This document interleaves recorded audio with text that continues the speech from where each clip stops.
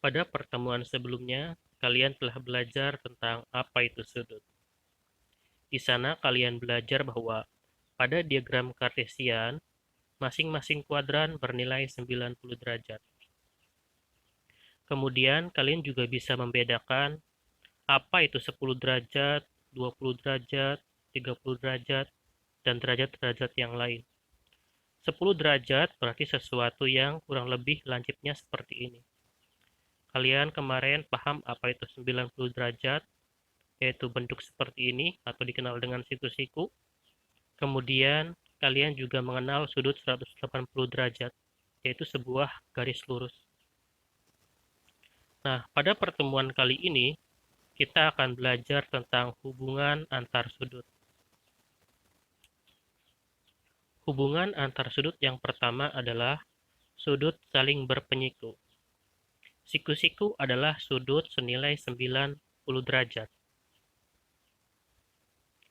Sebagai contoh, misalkan kita punya sebuah sudut yang kurang lebih lancipnya segini atau 20 derajat, sebut misalkan ini adalah sudut BAD, BAD atau DAB. Kemudian sudut ini kita tambahkan dengan sudut yang lain yang lancipnya kurang lebih segini, mereka membentuk sudut yang siku-siku.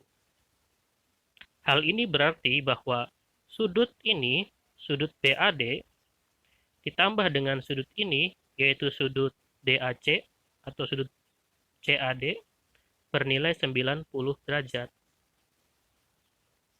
Di sini kita bisa melihat bahwa jika sudut BAD senilai 20 derajat, artinya supaya jumlah totalnya menjadi 90 derajat, berarti sudut DAC ini jelas bernilai 70 derajat.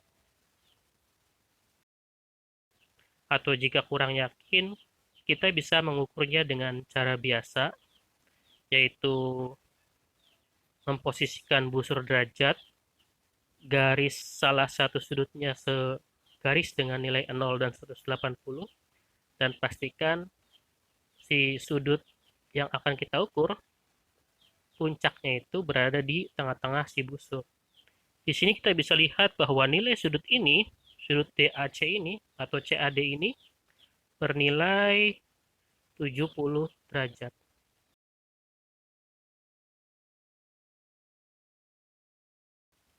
Contoh lain, misalkan kita memiliki sudut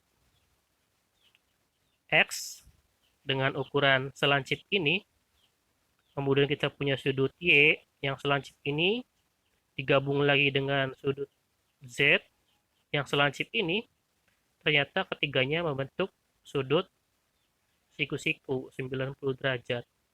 Hal ini berarti bahwa sudut ini, sudut X, ditambah sudut Y ini, kemudian ditambah sudut Z ini, senilai 90 derajat. Jadi, sudut X ditambah sudut Y tambah sudut Z sama dengan 90 derajat. Jika kemudian kalian diberitahu, misalkan sudut X 20, sudut Z-nya 30, tentu saja kalian bisa dengan mudah menentukan nilai Y ini. Jika jumlah keseluruhannya harus 90, berarti Y ini senilai dengan 40 derajat. Hubungan antar sudut yang kedua adalah sudut saling berpelurus. Garis lurus adalah garis yang bernilai 180 derajat. Misal kita punya sudut senilai 30 derajat, sesuatu yang lancipnya segini, kemudian dijumlahkan dengan sudut lain yang nilainya tidak diketahui. Di sini kita bisa melihat bahwa sudut ini atau sudut BAC tersebut ditambah dengan sudut DAC tadi atau CAD yang tidak kita ketahui tadi membentuk sudut yang saling berperlurus. Artinya bahwa sudut ini ditambah sudut ini harus bernilai 180 derajat. Jadi, jika ini senilai dengan 30 derajat, jelas bahwa sudut ini atau sudut DAC ini harus senilai dengan 150 derajat.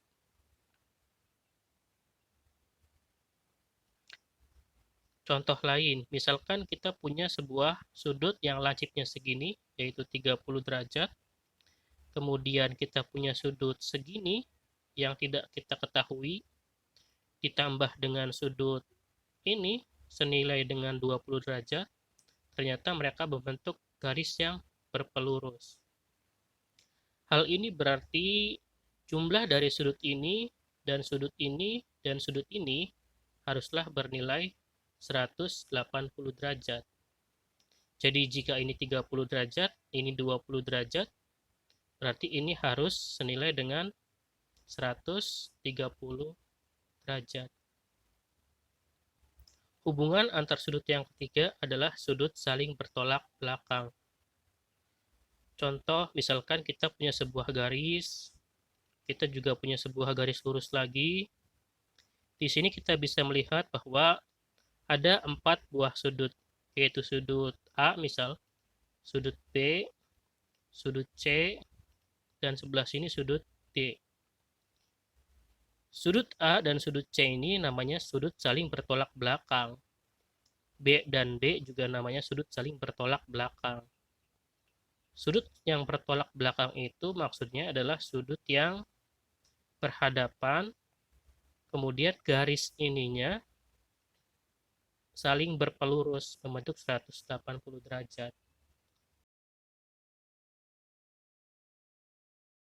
Jika kalian diberitahu bahwa nilai A senilai dengan 50 derajat, maka kita sebenarnya bisa mengetahui nilai B, nilai C, dan nilai D dengan cukup mudah. Di sini bisa kita lihat bahwa sudut ini dan sudut B ini membentuk sudut yang berpelurus. Artinya, ini ditambah ini harus senilai dengan 180. Sehingga sudut B pasti bernilai 130 derajat. Kemudian kalau kita lihat, sudut ini dan sudut ini juga membentuk garis lurus. Sudut ini senilai 130, sudut ini tidak diketahui dan totalnya itu mereka berdua jumlahnya 180. Artinya sudut C ini pasti bernilai 50 derajat. Kemudian kita juga bisa lihat sudut ini bernilai 50 derajat. Kemudian sudut ini tidak diketahui. Tapi mereka berdua membentuk garis lurus. Jadi jumlahnya pasti 180 derajat. Jadi jika ini 50, berarti sudut D ini harus bernilai 130 derajat. Nah, sudut bertolak belakang itu pada kesimpulannya adalah mereka memiliki nilai yang sama. Perhatikan sudut ini dan sudut ini. Sudut A ini dan sudut C ini mereka bertolak belakang karena mereka berhadapan, kemudian garis yang membentuk sudutnya itu ya berpotongan terus membentuk sudut yang saling berpelurus gitu. Jadi ini itu bertolak belakang dengan ini. Ini juga bertolak belakang dengan ini. Dan bisa kita lihat, sudut yang saling bertolak belakang memiliki nilai yang sama. Nah, nanti pada kesimpulannya, ketika kalian belajar tentang trigonometri lebih jauh, kalian harus bisa mencari sudut-sudut ya seperti ini misalkan.